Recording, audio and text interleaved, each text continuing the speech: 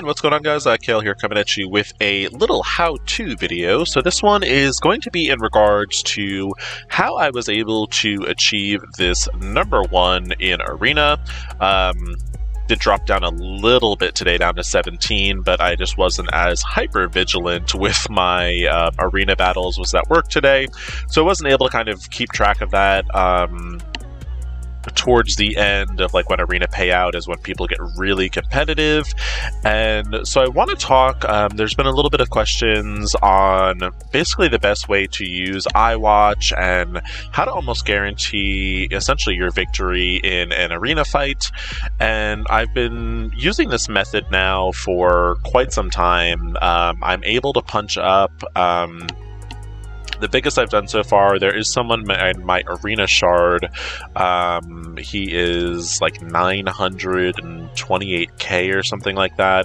Let me see if I can find him real fast. I think it's this one right here. If I'm not mistaken, let's see if it will load. Yeah, so this one right here. So he's 928k. He's consistently kind of in the 2 rank. And I would say like the top, this guy's been #1 a couple times. He's actually got a really smaller iWatch that's really pretty easy to counter. It's just really honestly a matter of really being hyper vigilant towards the end of the payout. But honestly for me, I'm actually, pretty happy with when we're looking at rewards, pretty much anything, especially below top 20, is definitely really good. You're getting an extra 50 bonus cores, 750 arena credits, and, if I'm paying attention, I think yesterday I was able to finish at the 4th mark, so that's 350 extra cores, which is really nice. Really just helps kind of you build a surplus of cores, which is good for all types of events and all other things. So anyway, enough of me rambling on and on.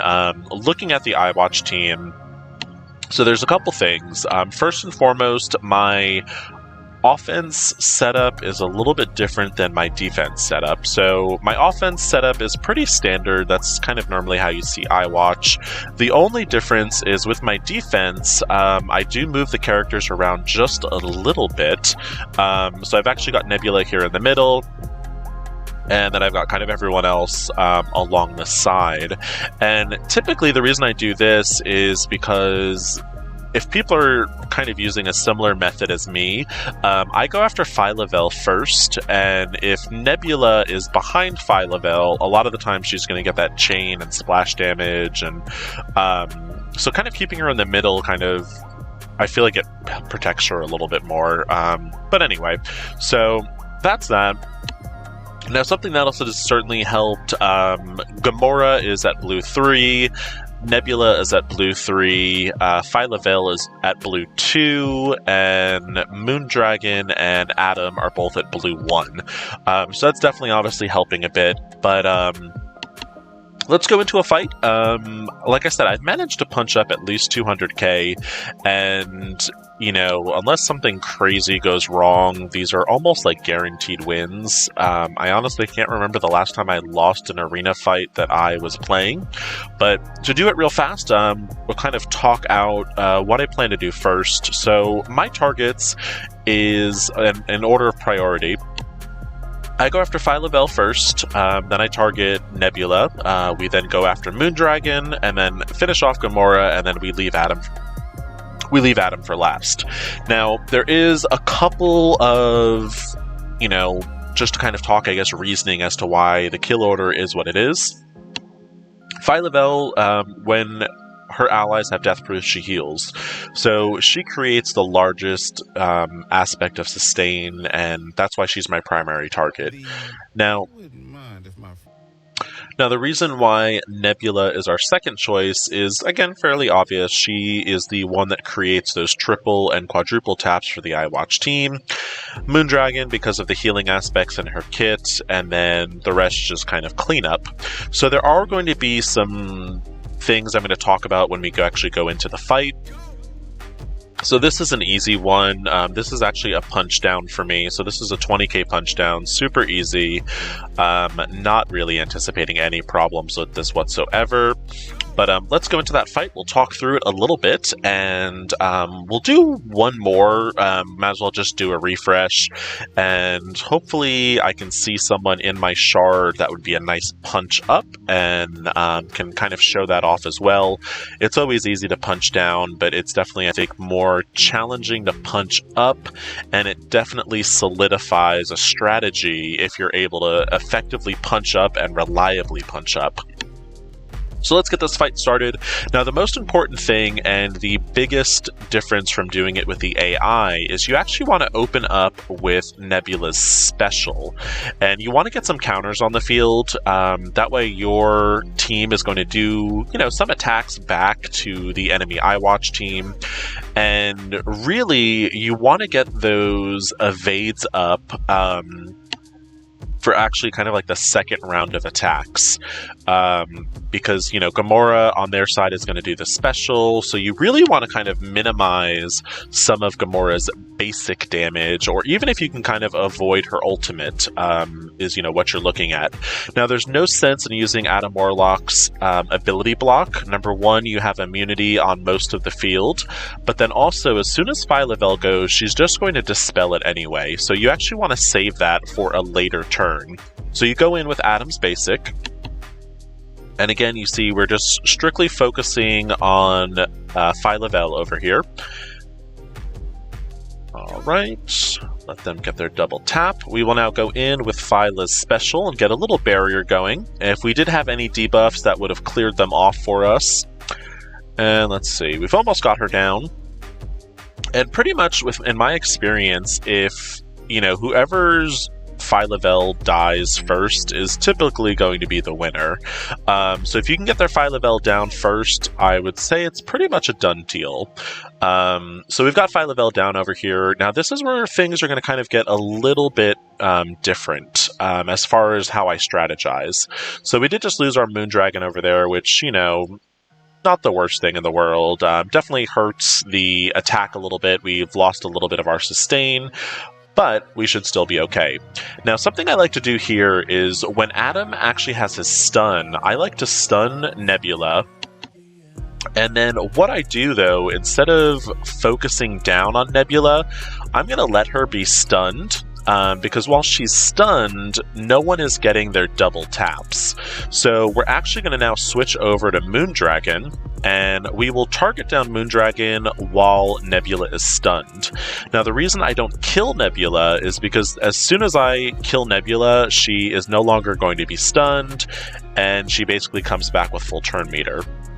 Normally, the stun lasts a little bit longer than that, but still not too bad. So we now went in, we're targeting back onto Nebula, and we used our ultimate on our own Nebula to get some evades up going on the field, because Adam is going to start kind of attacking a bit more.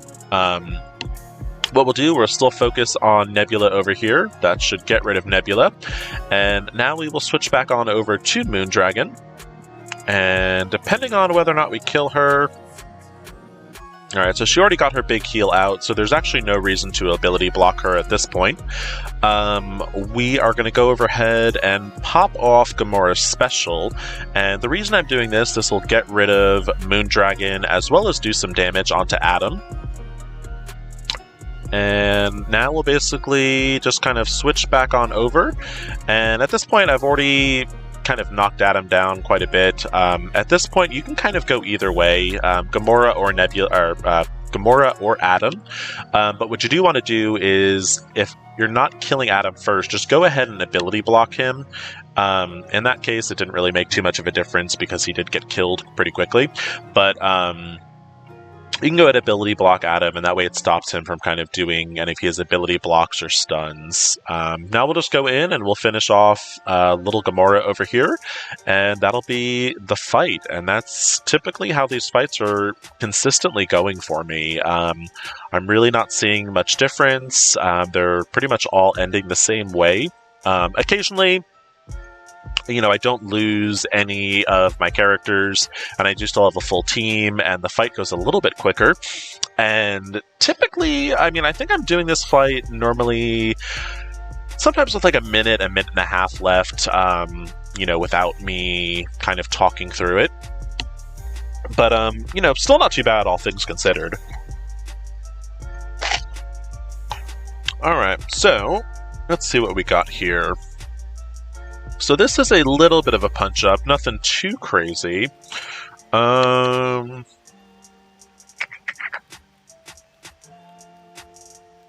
I think that's the best punch-up I see at the moment. So let's go on in. And this is only a 10k punch-up. This is nothing, crazy. But we'll go in, see how this attack goes. I'll kind of walk through it one more time. Just to kind of really, I guess, reiterate it. And then, depending on what my options are as far as my opponents, we might even go in with a third attack if I can find a bigger punch-up. And that one, I might not kind of talk through as much. I might just kind of fight the fight, and we'll see how it goes. But anyway, so back in, we're loaded in. Again, they're kind of using that standard layout, both for their offense and defense. So once again, we're going to open with Nebula's special, get the counters on the field, which gives us a little bit of extra damage.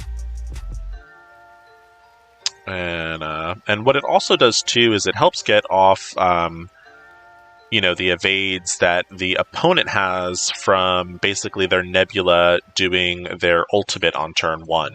We'll go in with the basic on Phyla-Vell and start working down on her. All right. And they're really focusing on Nebula this time around, which is just always interesting. You never know sometimes who they're going to focus on. There is a very tiny RNG component to this. But again, typically, like I said, in my experience, as long as your Phyla-Vell doesn't die, you're normally good to go. Because you get that little bit of barrier. Phyla-Vell gets all the negative debuffs off of whoever might have gotten them on that initial kind of first turn. So we'll now go in with Moondragon Special, clear some of those positive effects that are not safeguarded. And let's see. Okay. And it is Nebula's turn, so we will go ahead and pop the ultimate and get some of those evades going.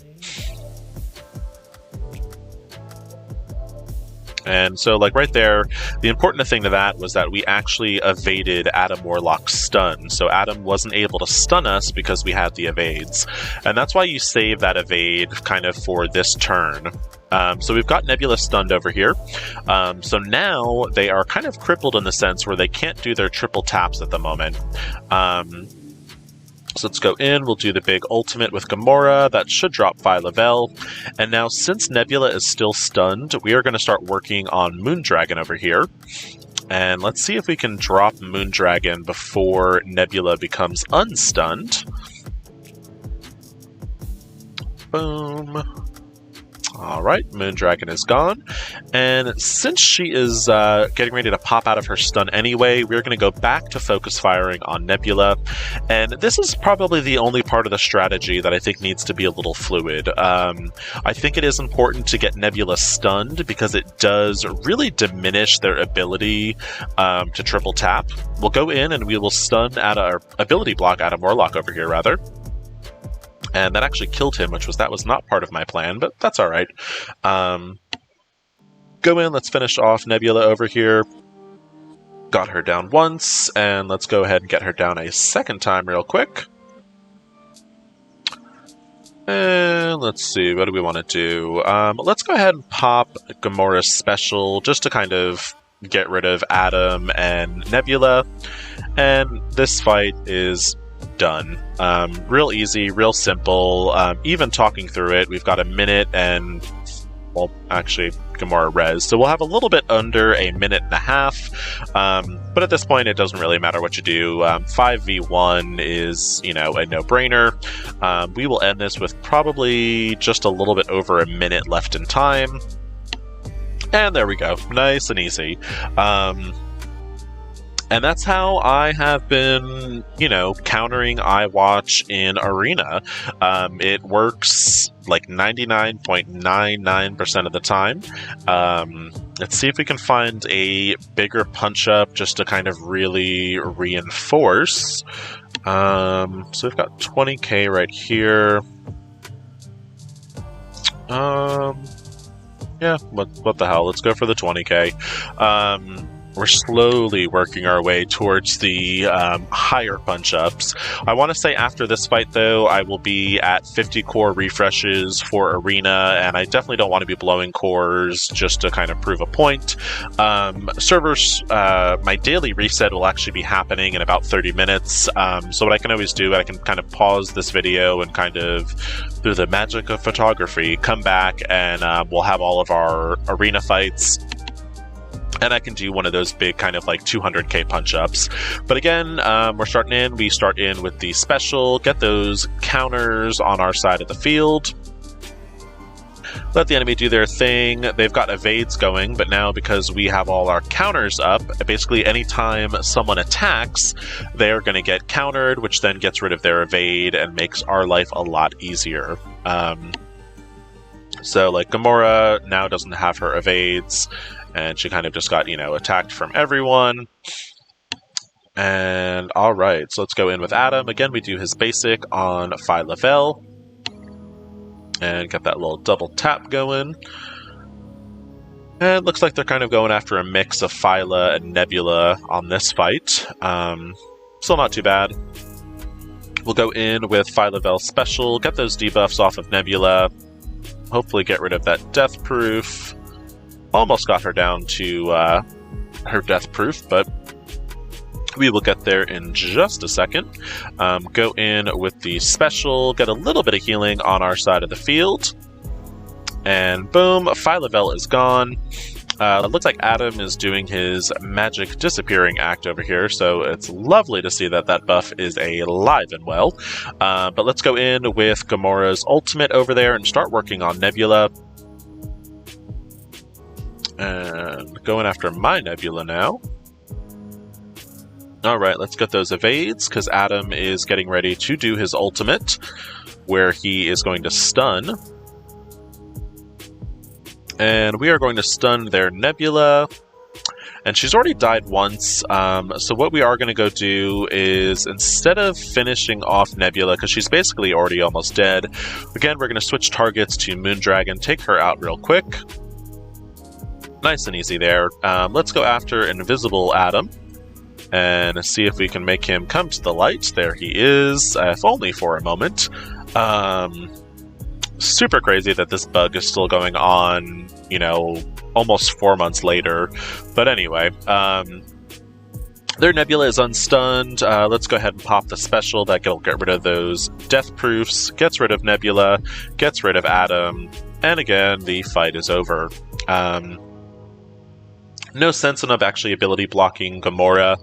That's actually a really bad thing to do, because if you ability block Gamora, she's always going to do her basic, and her basic hits like a freight train, so you don't ever actually want to force the enemy to do that.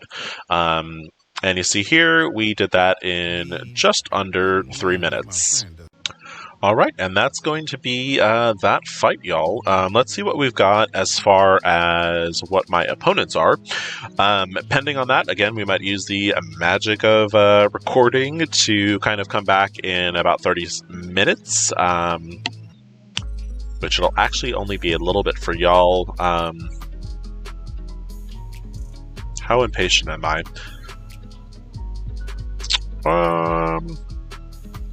I'm going to be impatient. Not really in the mood for the magic of video recording. So let's go in, just real quick. Looking at this, this is just about a roughly 60k punch-up. And we will go in, do this fight. At this point, we will definitely call it quits after this one, just because this is quickly getting close to a 30-minute video. And again, it's just kind of the same thing. Rinse, wash, and repeat. And yeah, so we'll do this fight. Like I said, it'll pretty much go the exact same way. And I think that kind of reaffirms that this strategy does work. And it's the easiest way to kind of punch up against iWatch in Arena. So again, we'll go after Phyla-Vell using the special.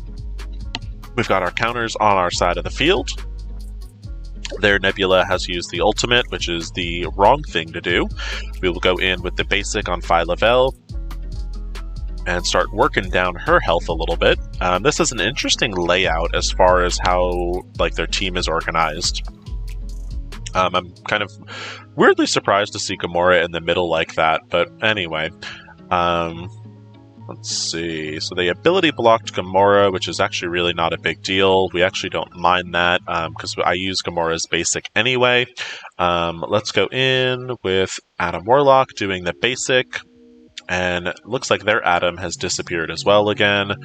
So, I mean, this magic bug is just so crazy that it's, again, still going on after all this time. But anyway, alright, let's go in with Phyla-Vell's special, get those debuffs off the field, really start kind of chipping down on their Phyla-Vell's health. So we've got her down to the yellow. And she did obviously just get healed back up. Let's go ahead and get her down a little bit. We got some slows on her. And now let's go in with Gamora's big ultimate. And let's see if we can finish Phyla off. Almost. Super close. They are going after my Moondragon now, which they're going to end her. My little Moondragon just barely hanging on, but that's okay. Again, like I said, losing Moondragon isn't as big a deal as losing Phyla is. While Phyla is still on the field, we have those death proofs, and death proofs equal heals for this team.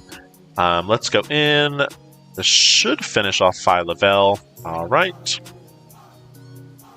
And let's see, let's go ahead and get some counters on our side of the field and get a little healing for Nebula over here and start working on their Nebula. So that's one time for Nebula. Alright, we just lost our Moondragon, which again, that's alright. Let's now go in with Adam and get some stuns going. Alright. And while they are stunned, let's see, we are going to... This is looking much sloppier than I originally anticipated. Let's go ahead and let's just end their Nebula real quick. We definitely want to just stop all those triple taps.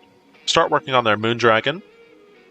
And then we will need to work on their Gamora for sure, and get her out of the way. I want to say it was a really big Gamora. And, yeah, so we definitely don't want her kind of doing her thing. We've got Adam ability blocked over here. Now, what's going to really be our essential saving grace in this one is that we have our triple taps and their team does not. So that's going to be our big saving grace on this one. And I think we just lost our Nebula. I don't think she went invisible. I think she actually died. So this might be our one loss, which again, not too bad. You know, some of this I think is definitely RNG dependent, obviously. But then also it really kind of depends on, you know, like who has the bigger Gamora and, you know, kind of stuff like that. But let's see if we can kind of pull through. It will be a tight one if we do. Got rid of their Gamora over there. We will pop the ultimate, get some big damage going. We knocked out Adam once. And let's see. I don't know if my Gamora's died yet. Alright, Gamora has died. And Adam has died. So that is ending on a sad note, but still a pretty close fight. You know, looking at that, that's probably going to be situationally based on that Gamora, if I'm not mistaken. I want to say it was a 7 red Gamora when we're looking here. No, actually 6 red. But yeah, I mean, that's definitely something I think that might have been an RNG situation, but that's that kind of 0.1% time that does happen. But yeah, so hopefully y'all have enjoyed this video despite that last little fight. As you saw, it was still a really close one. I still think the strategy is 99.9% effective. You are occasionally going to come across that little 1% or 0.01% where it doesn't go RNG wise your way. But overall, I think the strategy works. Hopefully this will help y'all out in countering iWatch, and if you have any additional questions, feel free to reach out to me. As always, thank you so much for watching. If you did find this video helpful, please like and subscribe. Hope everyone is having a good week, and take it easy.